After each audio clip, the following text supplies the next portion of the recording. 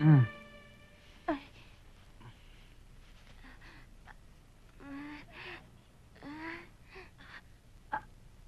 Dok, ang sakit ng ulo ko.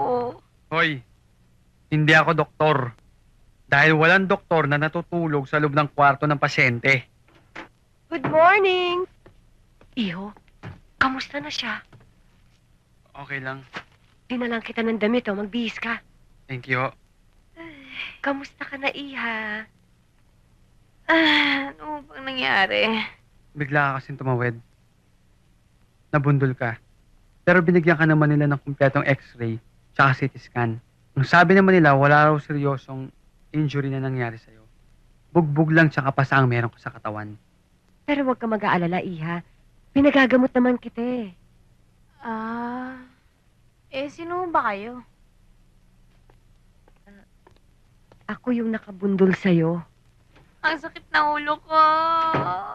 Baka dala lang yan ang pagkauntog mo. Hindi ho.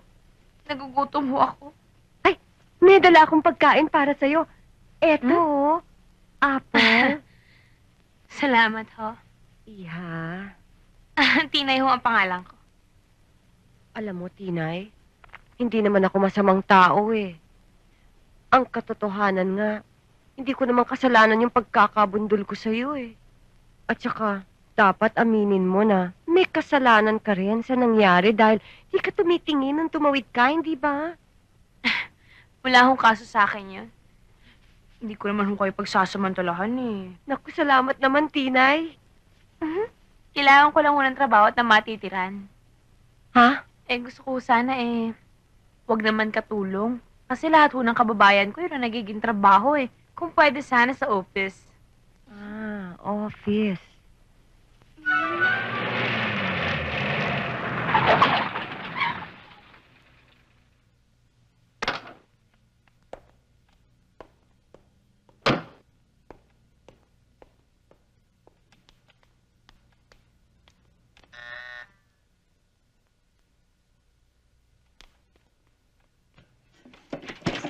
Masay ato, Si Tito Bob? nasa soda yun lang. Jake! Tita Mila! Kailan ka pa dumating? Ang mama, kumusta? Okay. Halika, tuloy ka. Patagal ka nang hindi nagbabakasyon dito sa Cebu, ah. Oo nga eh. Ito nga pala pinabibigyan ng mami para sa inyo. Ah. Tsaka itong sulat, oh. Ah, salamat, ha? Ah, ang aking bunso, si June. June, ang kuya Jake mo. Hi, Jake. Siya yung madalas ni kwento sa amin. Mm-mm. Si Tito Bob? Nasaan? Natutulog. Lasing yata eh. June, ikuha mo siya na maiinom. Kamusta si Tito Bob? Mabuti naman. May konting problema eh. Sandali lang, gigisingin ko siya. Mabuo ka muna.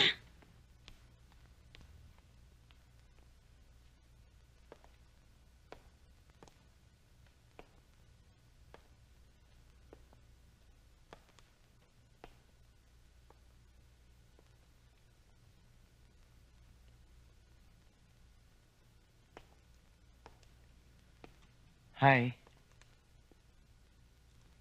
Hello. Ako nga pala ang iyong kuya Jake. I'm a family friend. Ikaw yung panganay na anak ni Tito Bob at Tita Mila, no?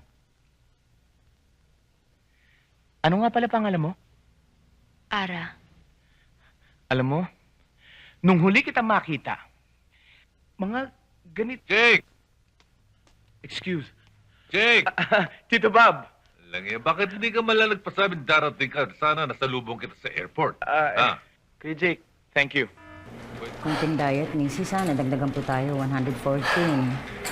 Yan. Nancy na sana yung doktor.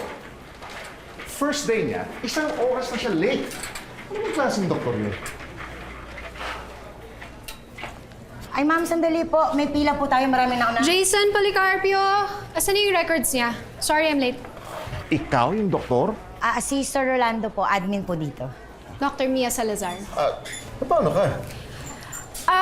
Wala to. Fluid imbalance due to excessive diuretic intake causing both vomiting and nausea, resulting in dehydration. Dr. Salazar, hindi excuse ang hangover sa tardiness. Doktor ka?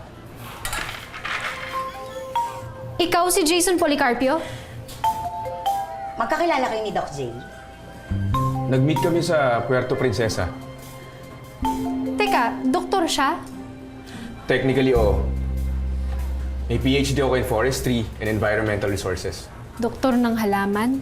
So sa Puerto Princesa lang pala kayo nagkakilala. Oo. Paano kayo nag-meet? Paano nga ba? Hindi mo naalala?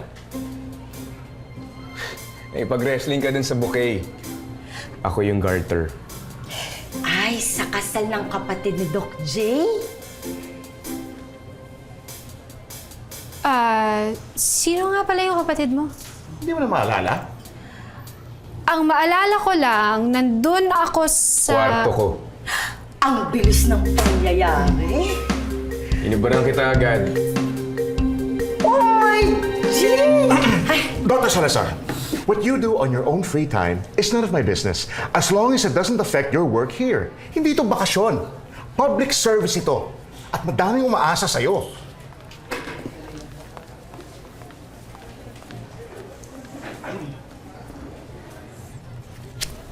Halika nga dito.